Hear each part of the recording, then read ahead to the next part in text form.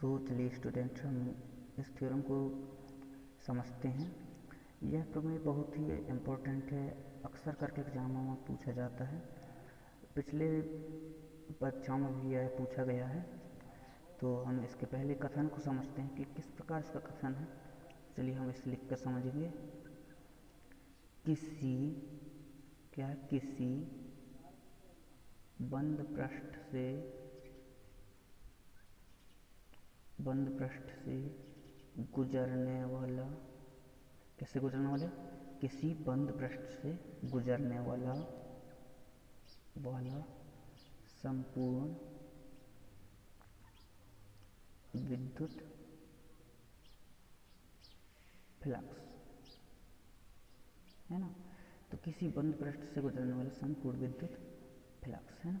संपूर्ण विद्युत फ्लक्स उस पृष्ठ पर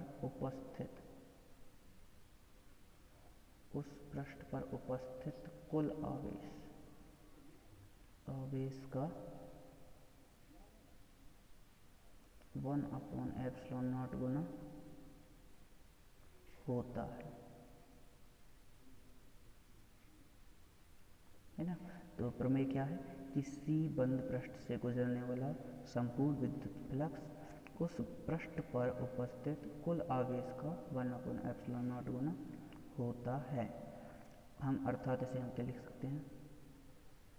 अर्थात phi = 1/ε0 इंटू क्यू। तो इसे हम अभी सिद्ध करेंगे। यही गॉस प्रमेय का है, गॉस प्रमेय का स्टेटमेंट से यही प्राप्त हुआ है, इसे हम सिद्ध करेंगे, है ना। तो इसके लिए इस प्रमेय में सबसे पहले हमें एक डायग्राम बनाना है, एक चित्र ड्रॉ करेंगे। तो चित्र कैसा है आइए समझते हैं। चित्र वेरी सिंपल है, बहुत ईजी है। तो देखिए इस प्रकार से हमें एक पृष्ठ बनाना है। ये लेंगे हम यहाँ पे एक पॉइंट O, एक बिंदु ले लिए O। यहाँ से हम R दूरी लेंगे है ना। अब R दूरी और इस प्रकार हम दोनों ओर से दो लाइन ऑर्डर करेंगे। यहाँ पे एक एंगल बनेगा, कोण बनेगा, इसे हम DW में कोण करेंगे। और इस लाइन को हम ले जाते जाएंगे। यहाँ पे एक बिंदु मान लेना है हमको P, जिस पर हम Q0 पर आवेश रखेंगे। इसे हम कहेंगे E, वेक्टर E बोला जाएगा। और यहाँ एक क्षेत्रफल चुन लेंगे, ये क्षेत्रफल चुन गया। तो क्षेत्रफल कौन सा है? DS क्षेत्रफल। तो यहाँ पे कोण कौन सा होगा? D theta. ठीक है। इसी के आधार पे हम जो भी यहाँ पे इसी के आधार से, चित्र के आधार से हमें लिखना है। ये क्या है? चित्र। तो हम अब इसे प्रूफ करते हैं, सिद्ध करेंगे। सिद्ध कैसे करना है? सबसे पहले थ्योरी लिखनी है इसके बारे में कुछ। तो यहाँ पे एक बिंदु O पर हमने मान लिया Q0 पे आवेश उपस्थित है। इससे R दूरी पर बिंदु P पर Q0 परीक्षण आवेश रखा माना है। पहले इतने हम लिखते हैं, माना। और अच्छा लिखना है, अच्छे से लिख लो।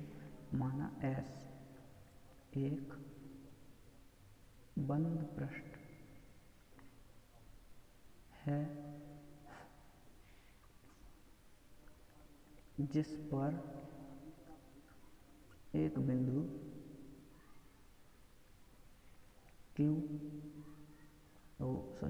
O स्थित है ना, बिंदु O स्थित है। अब माना बिंदु O पर +Q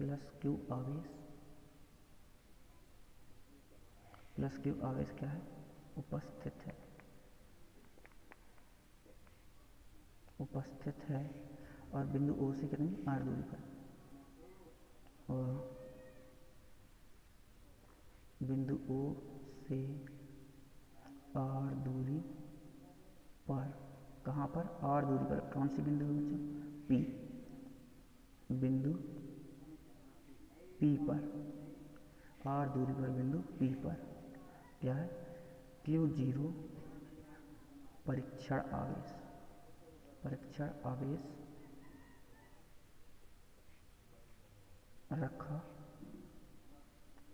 माना है। अब इसके आगे हमें क्या करना है, पुनः हम मान लेंगे, माना बिंदु P से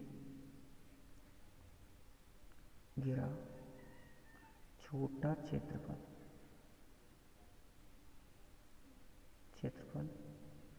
ds चुना है ना, चुना है हमने ds, एक छोटा क्षेत्रफल चुन लिया। अब हम क्या करेंगे, तब बिंदु O से R दूरी पर बिंदु P पर विद्युत क्षेत्र की तीव्रता, तो विद्युत क्षेत्र की तीव्रता क्या होगी, ये देखिए विद्युत क्षेत्र की तीव्रता का सूत्र हम पहले पढ़ चुके हैं। तो क्या है विद्युत क्षेत्र की तीव्रता का सूत्र, E इज इक्वल टू होता है 1/4πε0 k Q/r²। ये होता है विद्युत क्षेत्र की तीव्रता का सूत्र। इसे हम इक्वेशन 1 नाम देंगे और आगे इसे यहीं छोड़ के आगे सॉल्व करेंगे। आगे सॉल्व कैसे करना है, बिंदु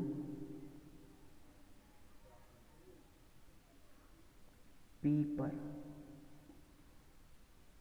क्षेत्रफल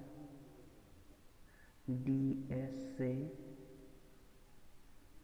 गुजरने वाला विद्युत फ्लक्स है ना। तो क्या है, प्रश्न बिंदु P पर जो क्षेत्रफल है क्या है, ds से गुजरने वाला विद्युत फ्लक्स है। विद्युत फ्लक्स क्या होगा, छोटा क्षेत्रफल है तो छोटा क्षेत्रफल के लिए छोटा flux is equal to E into E के ऊपर वेक्टर लगानी है ds में भी वेक्टर लगाना है ना। इसे भी हम इक्वेशन नंबर 2 नाम दे देंगे। अब हमें क्या करना है, यहाँ पे E की वैल्यू पुट करनी है।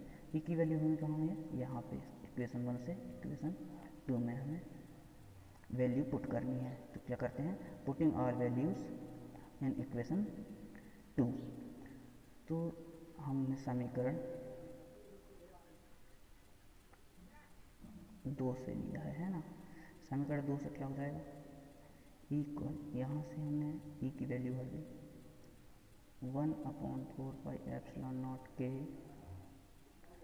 इंटू Q/r² और ds है तो ds को हम लिखेंगे ds cos थीटा लिख देंगे। तो इसके बाद हम क्या करते हैं, 1/4πε0 k इंटू Q और यहाँ पे ds cos r² को इसके नीचे चलेगा। तो हम ऐसा इसलिए किए क्योंकि इसका एक वैल्यू होती है, इसका मान होता है। इसका मान क्या होता है, ds cos r², चूँकि क्या इसकी वैल्यू क्या होती है, इसके स्थान पे हम dw लिख सकते हैं, dw। तो dw यहाँ पे हम अगली लाइन में क्या करेंगे, इसके जगह पे dw लिख देंगे 1/4πε0 k Q इंटू dw। ये हमें वैल्यू आई है अभी, इससे हम आगे करेंगे इक्वेशन 3 नाम देके यहाँ छोड़ देते हैं। तो अब हम क्या करेंगे, इक्वेशन हमने 3 नाम दे दिए। इसके बाद हमें करना ये है, बिंदु P पर जो क्षेत्रफल है, क्षेत्रफल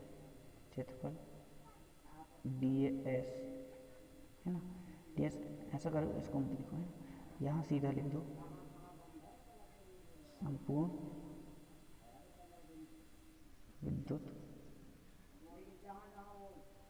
फ्लक्स संपूर्ण विद्युत फ्लक्स हम निकालेंगे। तो संपूर्ण विद्युत फ्लक्स के लिए हम फाई लेंगे।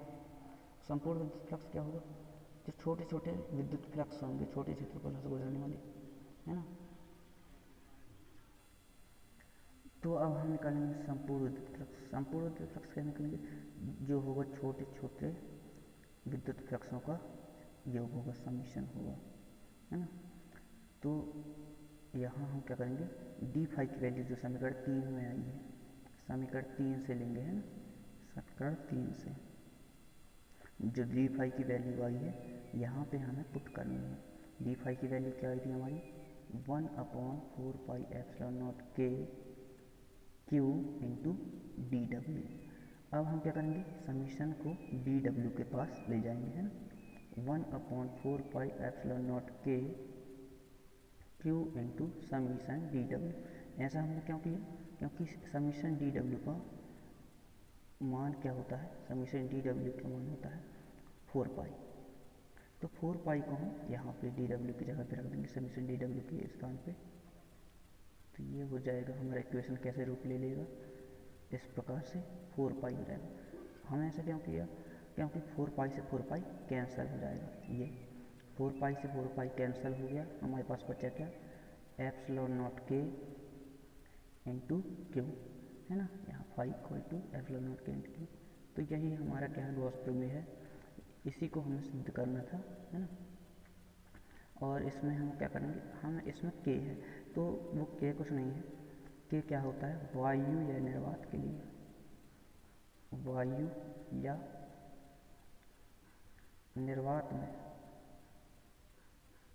निर्वात में के का मान हो जाता है 1, के इज इक्वल टू 1 हो जाता है ना। वायु या निर्वात में के इज इक्वल टू 1, तो हमारा इक्वेशन हो जाएगा 1/ε0, है ना, 1/ε0 इंटू क्यू।